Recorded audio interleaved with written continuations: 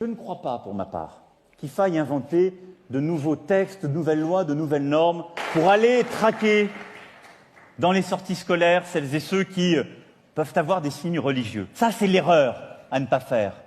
Ce combat, ça n'est pas un combat de la laïcité contre une religion, puisqu'il faut la nommer, l'islam. Ça n'aurait aucun sens. Ce serait une erreur fondamentale. Ce cas des mamans accompagnatrices hors de l'école qui peuvent avoir un foulard, si elles sont en responsabilité pour l'école, elles n'ont pas à porter le foulard parce qu'elles sont sous la laïcité de l'État. Je ne me retrouve pas dans un discours qui, chez certains, est ce que j'appellerais du laïcisme. Celles et ceux qui pensent qu'il faut étendre le domaine de la lutte et qu'il faut changer les règles de la laïcité pour aller combattre un monothéisme.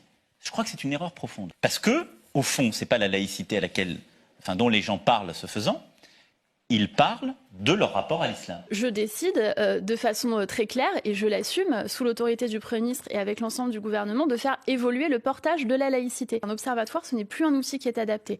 Je lui propose de créer une administration de la laïcité, de mieux outiller les préfets, les services de l'État, les élus face à la laïcité. Je ne crois pas, pour ma part, qu'il faille inventer de nouveaux textes, de nouvelles lois, de nouvelles normes pour aller chasser le foulard à l'université.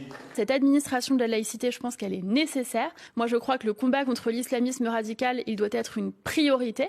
Ce combat, ça n'est pas un combat de la laïcité contre une religion, puisqu'il faut la nommer, l'islam. Ça n'aurait aucun sens. Ce serait une erreur fondamentale. Je suis pour éviter, comme d'ailleurs le piège nous est tendu par celles et ceux qui veulent diviser la société, d'en faire un grand débat de laïcité. Le piège dans lequel vous êtes en train de tomber, Madame Le Pen, par vos provocations, c'est de diviser la société. C'est de faire que les plus de 4 millions de Françaises et de Français, dont la religion et l'islam, et qui sont pour la très grande majorité absolument pas dans le communautarisme, mais qui vivent dans notre République, c'est d'en faire des ennemis de la République. Eh bien, moi, non. Le lien entre l'Église et l'État s'est abîmé. Il nous importe, à vous comme à moi, de le réparer. Ce à quoi je veux vous appeler ce soir, c'est à vous engager politiquement dans notre débat national et dans notre débat européen.